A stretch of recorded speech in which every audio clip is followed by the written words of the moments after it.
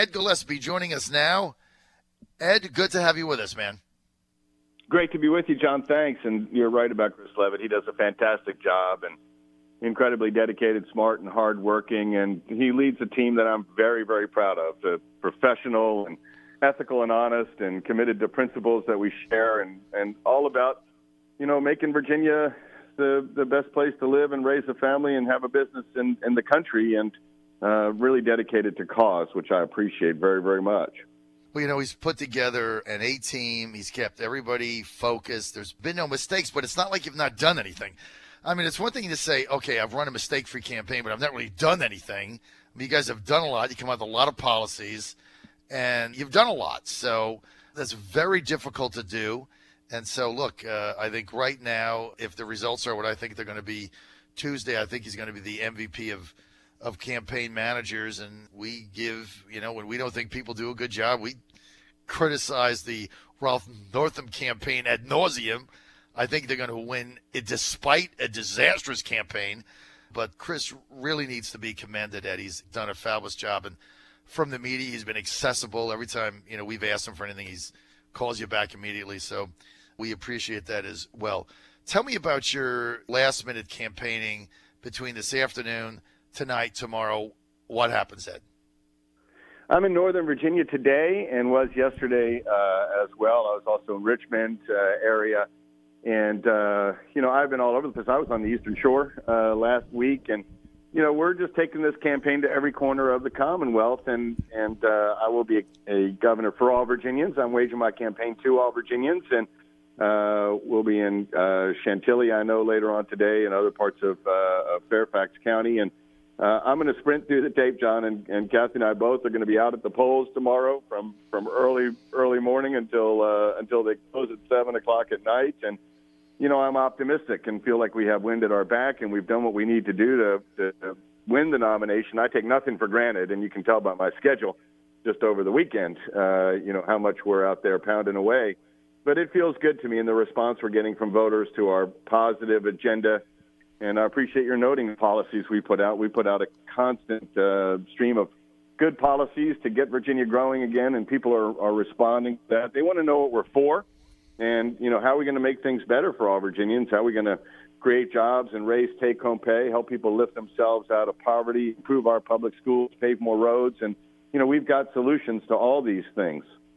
Ed, Corey Stewart, one of your opponents in this race, has run a lot of negative ads on you. I don't know how much money he spent, but a lot of negative ads. I just saw one on TV last night. Actually, I have to say it did make me laugh, but it was pretty funny, actually, Ed. So I do hand him for that. But he's run a lot of negative ads, said a lot of negative things.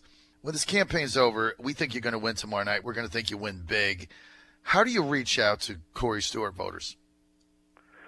Well, I've not attacked Corey at all. I've been focused on a positive agenda and talking about the challenges we face as a Commonwealth and solutions to those based on our conservative principles. And, if I'm our nominee, obviously we're going to unify the party. We'll welcome into our campaign, supporters of Chairman Stewart and Senator Wagner, and want them to be part of it. And we need to unify the party to win in November, and we have to win in November. We cannot afford 4 more years of a liberal governor here. It's killing us. And, at the end of the next governorship, John, this is where we are in Virginia. We're either going to look and feel a lot more like states to our north, Maryland, New Jersey, New York, when it comes to excessive regulations and onerous taxes and public sector unionism and a stifling top-down approach to the economy, or we're going to look more like states to our south, the Carolinas, Georgia, Florida, where they've got dynamic economies and innovation and lower taxes and fewer regulations. And we're either going to be the northernmost southeastern state or the southernmost northeastern state. The stakes are very, very high for the future of Virginia, and I know we're going to unify the party.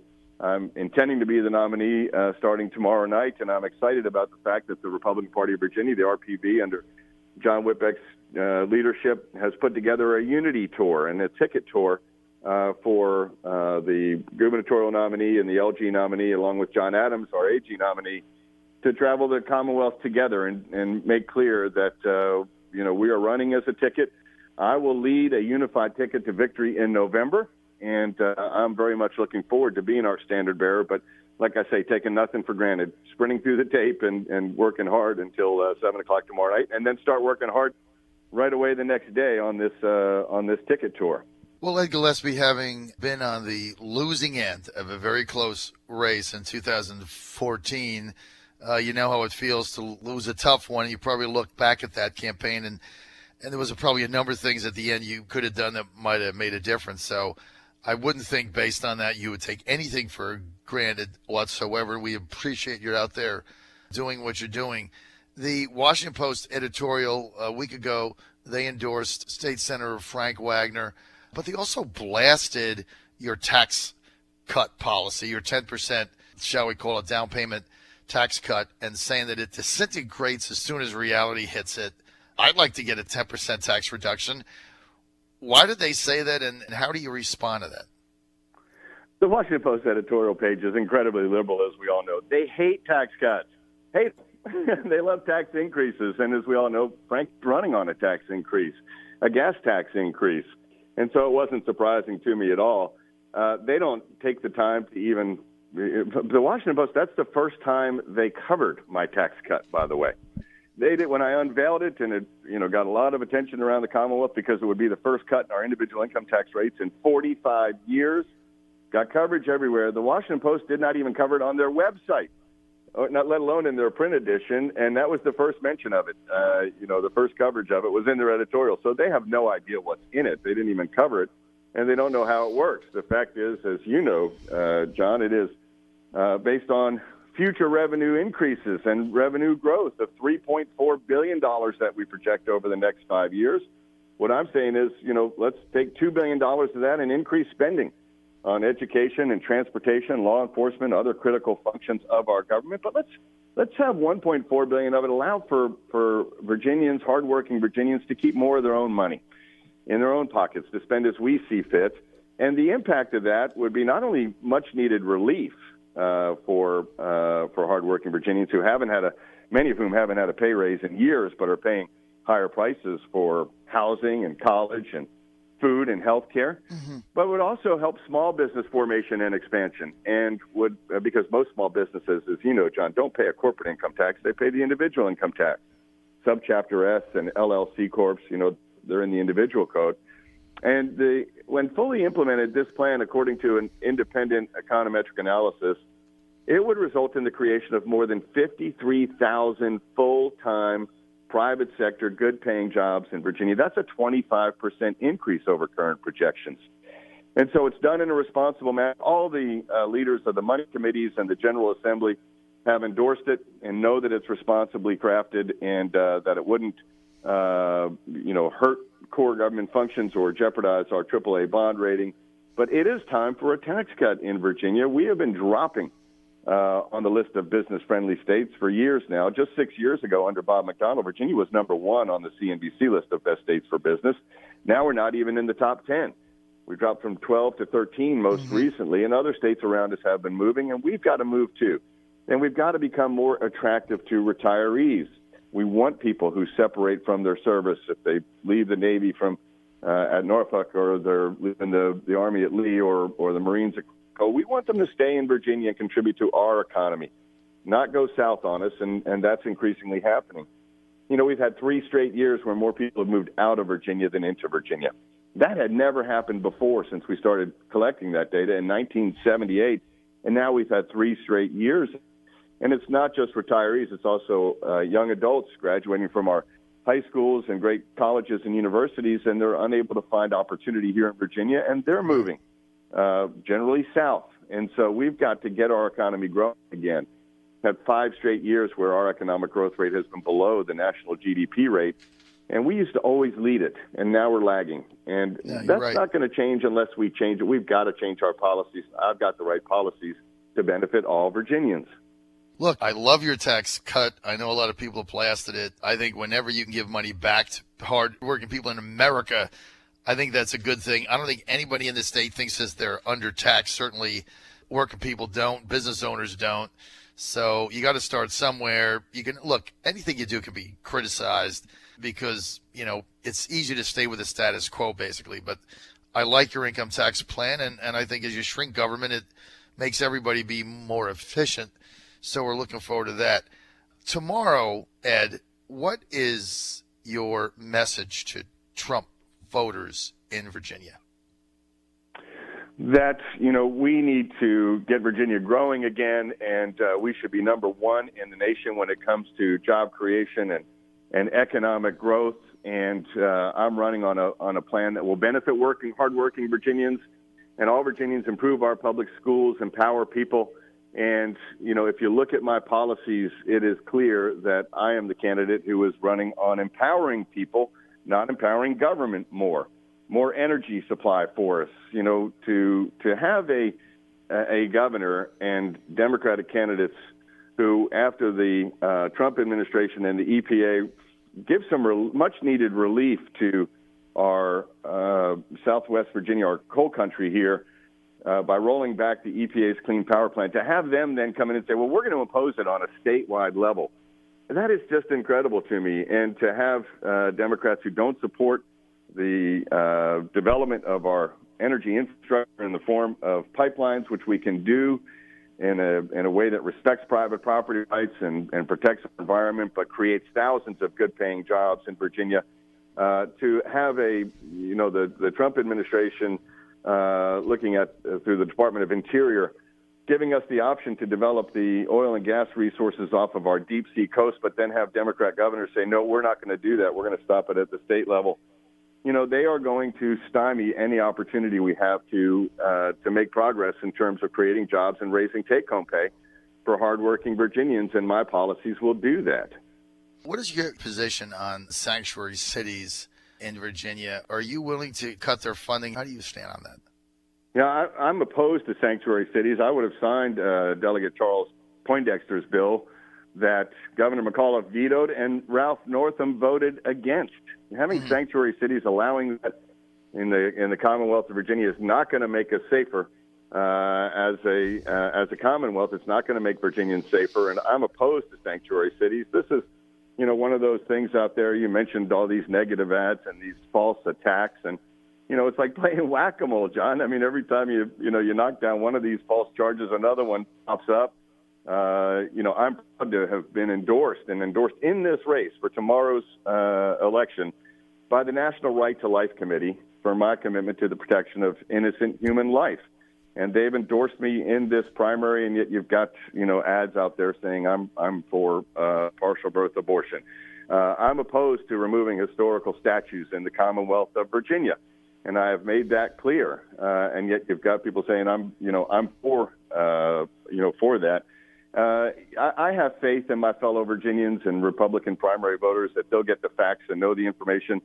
They can go to my website, edforvirginia.com/facts, by the way, and they can see, all the myths and facts that are out there. But people will get get to know the truth and cast an informed vote tomorrow.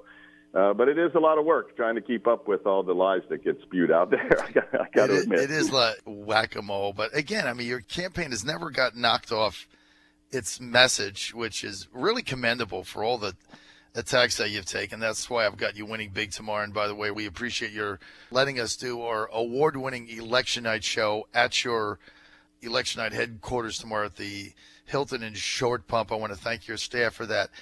Ed, let me just share with you a couple numbers and get your take, and then I got to take off.